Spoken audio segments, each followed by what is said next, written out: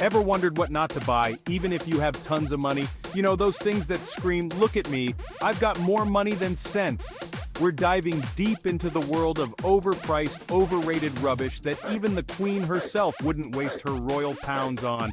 Get ready to learn, because today we're separating the filet mignon from the fish heads in the world of luxury. So you've made it big, eh? You've got enough dough to make it rain inside your very own palace. But hold your horses, moneybags. Before you go buying the Taj Mahal, let's talk about why bigger isn't always better. First off, let's address the elephant in the room, or should I say, the dust bunnies in the West Wing. A bigger house means more bloody cleaning. You think your current cleaning lady is going to be happy scrubbing your toilets for a week straight? Get ready to hire a whole cleaning crew just to keep up with the dust. And speaking of upkeep, have you thought about the maintenance, you donkey? Leaky roof? Busted pipe? Multiply that by 1,000 when you've got a mansion the size of a football pitch. You'll be drowning in repair bills faster than you can say mortgage. And don't even get me started on the bloody heating bill. You'll be burning through cash faster than a bonfire in a hurricane just trying to keep the place warm in the winter. And for what? So you can wander around like a lost tourist in your own home? Trust me, you'll be spending more time dusting and fixing than actually enjoying the bloody place. Now, I'm not saying you need to live in a shoebox. But before you go upgrading to a place that could house a small village, think about what you're really gaining. A bigger mortgage? More stress? More work? Sometimes the best things come in smaller packages. Remember that, you greedy pig. Alright, you've got the cash to splash on a brand spanking new car.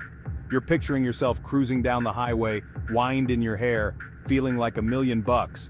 Well, wake up and smell the burnt rubber, because that dream car is about to turn into a financial nightmare faster than you can say depreciation. That's right, you heard me right. Depreciation. That magical little fairy that swoops in the moment you drive your new car off the lot and steals a big chunk of its value. It's enough to make you want to drive straight into a brick wall. Listen, I understand the allure of that new car smell, but trust me, the novelty wears off faster than the tire tread. Before you know it, you're stuck with a depreciating asset that's costing you an arm and a leg in insurance, maintenance, and those pesky monthly payments. So, what's the alternative, you ask? Well, for starters, how about buying a slightly used car? You'll save a fortune on the initial purchase price, and you won't have to worry about that gut-wrenching depreciation hit. It's like getting a Michelin star meal at a greasy spoon price. And if you really want to stick it to the man, why not consider public transportation or even, God forbid, a bicycle? Think of the money you'll save on gas, parking, and those ridiculous gym memberships. Look, I'm not saying you have to trade in your Porsche for a rusty old bicycle. But before you sign your life away on a brand new car, ask yourself this: is it really worth the financial hangover? Now, let's talk about something near and dear to my heart: shiny, sparkly things. Yes, I'm talking about jewelry. Specifically, the kind that costs more than a small island. Look, I appreciate a bit of bling as much as the next person. But let's be honest, is a diamond necklace really going to make you any happier? Will it solve your problems? Will it cook you a decent meal? No, it bloody well won't. All it will do is make you a target for every thief and con artist with eyes. You'll be walking around like a human piggy bank, just begging to be cracked open. And don't even think about wearing that rock to Tesco, unless you want to cause a riot. And for what? So you can impress a bunch of strangers who couldn't care less about you or your overpriced trinkets. It's all just a big fat waste of money. Now, I'm not saying you should swear off jewelry altogether, but instead of blowing your life savings on a piece that's going to sit in a vault, why not invest in something more practical? Something that will actually bring you joy, like a nice bottle of wine or a weekend getaway. Remember, true luxury isn't about flashing your wealth. It's about enjoying your life and spending your money on things that truly matter. The epitome of luxury, right? Who wouldn't want to soak their weary bones in a bubbling cauldron of warm water after a long day?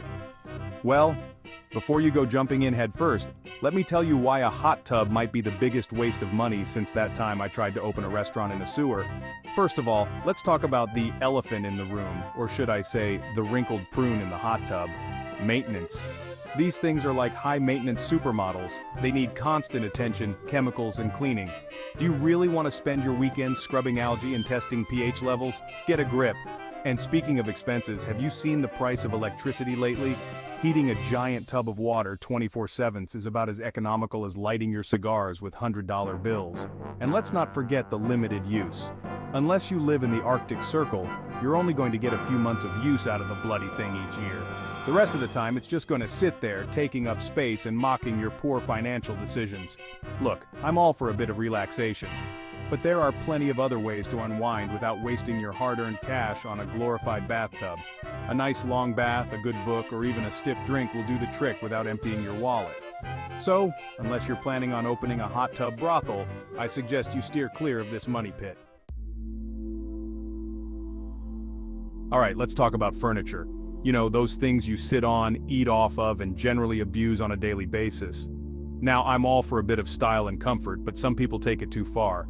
They spend more on a single chair than I spend on a year's worth of Wagyu beef. And for what? To impress their equally pretentious friends? Give me a break.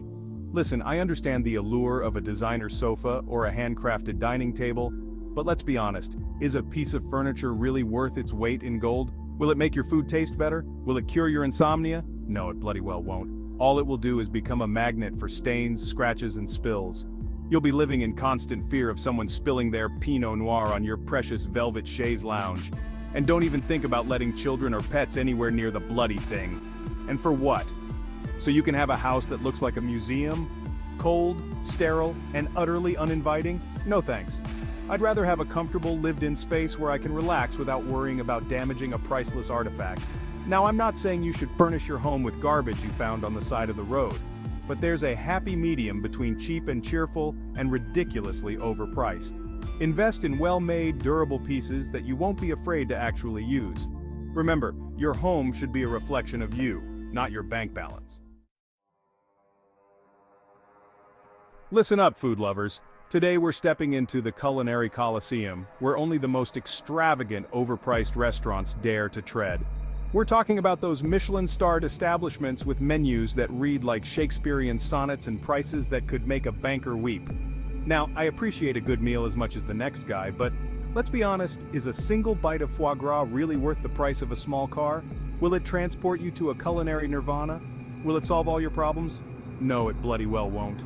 All it will do is leave you feeling hungry, ripped off, and slightly nauseous from the pretentious atmosphere. You'll be surrounded by snooty diners Instagramming their food instead of actually tasting it. And don't even get me started on the minuscule portions. You'll need a microscope to find the main course. And for what? To impress a date who's more interested in their follower count than the company they keep. To brag to your mates about the exorbitant bill.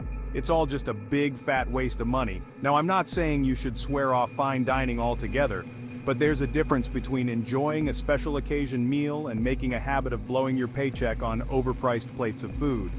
There are plenty of fantastic restaurants out there that serve delicious, affordable food without the pretentiousness and the exorbitant price tag. Remember, true culinary satisfaction comes from enjoying a good meal with good company, not from the size of your bill. So there you have it, folks. A crash course in what not to waste your money on, even if you've got more dough than a bakery. Remember, a bigger house doesn't equal a happier life, a shiny new car won't buy you happiness, and a diamond necklace won't solve your problems. Think twice before splurging and invest your money wisely. Now, if you'll excuse me, I've got a perfectly cooked steak waiting for me. Oh, and don't forget to like, subscribe, and tell me in the comments what you think is a complete waste of money, even for the rich and famous.